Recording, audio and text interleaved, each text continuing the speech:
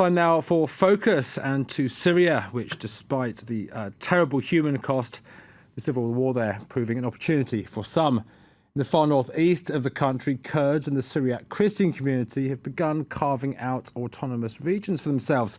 With the regime under attack on many fronts and the advance of the Islamic State organisation, a space has opened up for the Kurds and Christians who are also fighting the jihadists.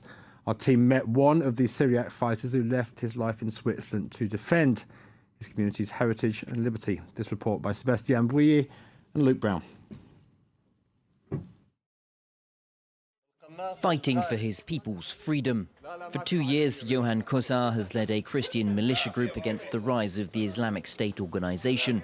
Aided by Kurdish forces, Johan's fighters have won back 20 villages from Islamist extremists in Al-Jazira province.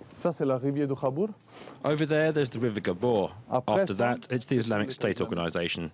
There are a lot of risks because you can see the distance. It's about 200 or 300 metres.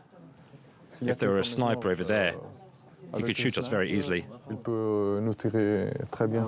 Johan is a Syriac from the region's ancient Christian population, but he comes from Switzerland and was an instructor in the Swiss army. Now he trains both Christians and Muslims. I want to show that we have no problem with living and fighting side by side.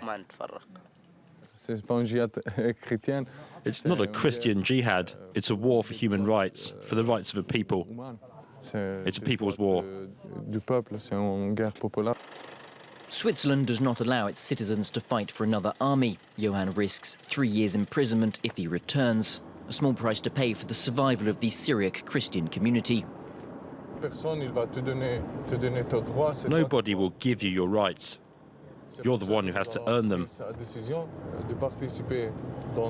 That's why we're fighting, to defend our ethnic rights, our language, our history, our land and our identity.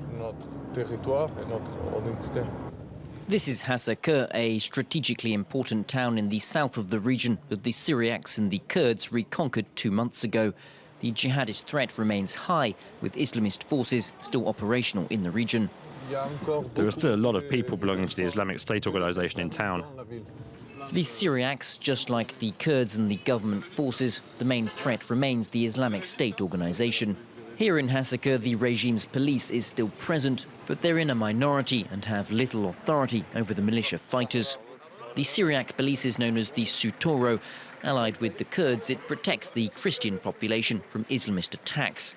Its force of 700 men and women shares control of Hasakeh with the regime's loyalist police. We have our sectors and they have theirs. They have no right to come into ours and vice versa, but we do communicate with each other. The regime has no right to come here because it does not defend anything. It doesn't do anything. As long as it's present, our people can't have their own rights.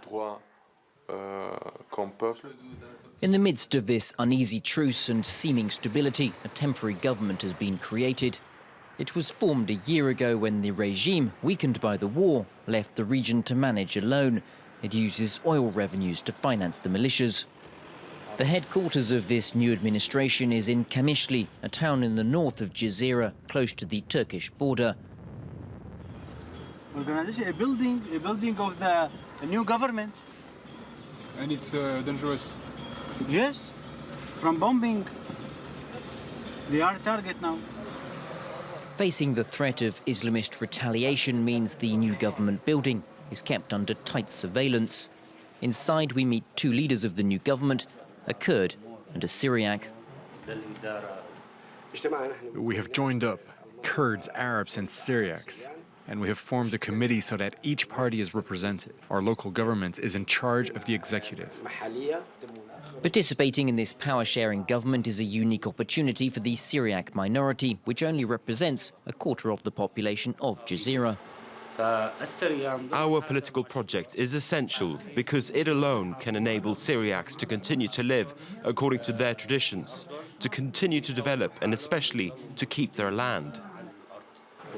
The 2 men promised that democratic elections will be held in the next few months. Back at the front line, Johan takes us to a village a short distance from Ras Al Ain, where the tension remains high. Here there was a suicide attack 2 weeks ago.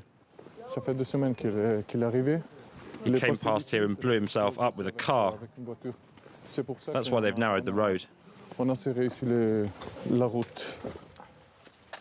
The Islamic State organization positions are just a few hundred meters away. The jihadists often attack under cover of darkness, forcing our team to move on as night falls, making sure to not be seen by the enemy. Any light can be fatal because we're not far from the Islamic State organization. You see those lights over there? That's them.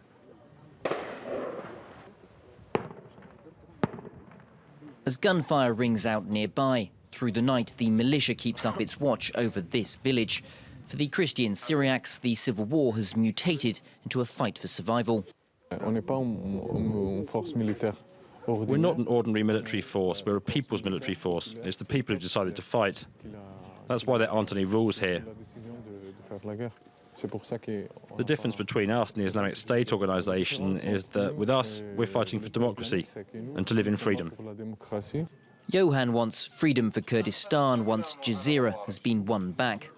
But there is little chance that the regime or the Islamic groups will give up their fight for the region's resources. In a deeply fractured region, that means hopes of peace for the Syriac Christians remain a distant prospect. With more, I'm joined by Myriam Benrad, who's a Middle East research fellow at Sciences Po University here in Paris. Thanks very much for talking to us. How do you see things developing for Christians and Kurds in Syria?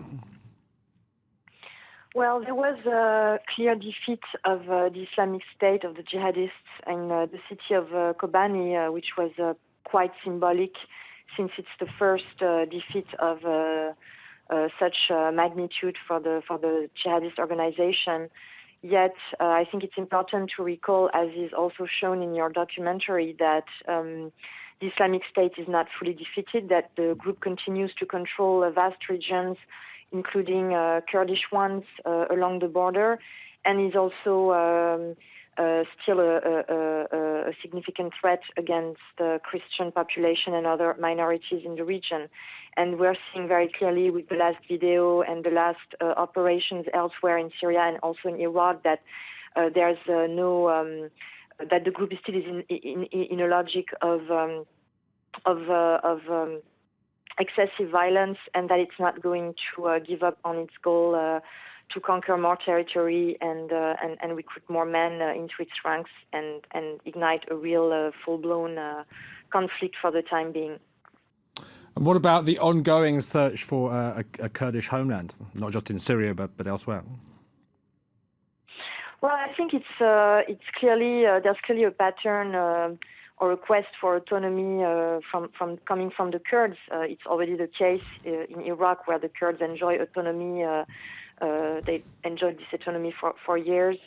And there's clearly now a quest from Syrian Kurds for such autonomy, given the impasse in the country, the fact that the regime does not represent any credible alternative, and that in parallel, as I said, the insurgency, the armed opposition is now almost entirely controlled by the Islamic State, which basically gives no other solution to the Kurds than, as I said, looking for their own autonomy. And they're clearly playing this card now at the regional level, especially in Syria, in the current context of impasse, as I said. Syria at the moment obviously is in a terrible state. A lot of groups competing there, aside from the fight in between Bashar al-Assad's government and the Islamic State organisation. What do you see any kind of eventual settlement looking like?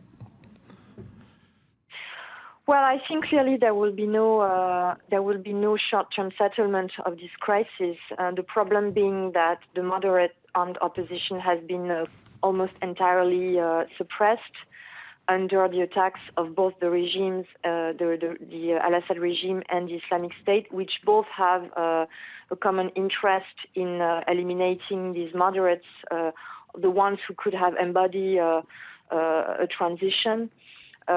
So for the time being, unfortunately, I'm sorry to be so pessimistic, but I don't see any settlement. And the problem is that now you will find some circles, especially in the West, somehow thinking that Assad could be the alternative given the impasse. But I think it's important to underline that Assad himself has played the card of the most radical Islamists, again, to suppress the opposition, and that in no way this regime can embody any future for Syria.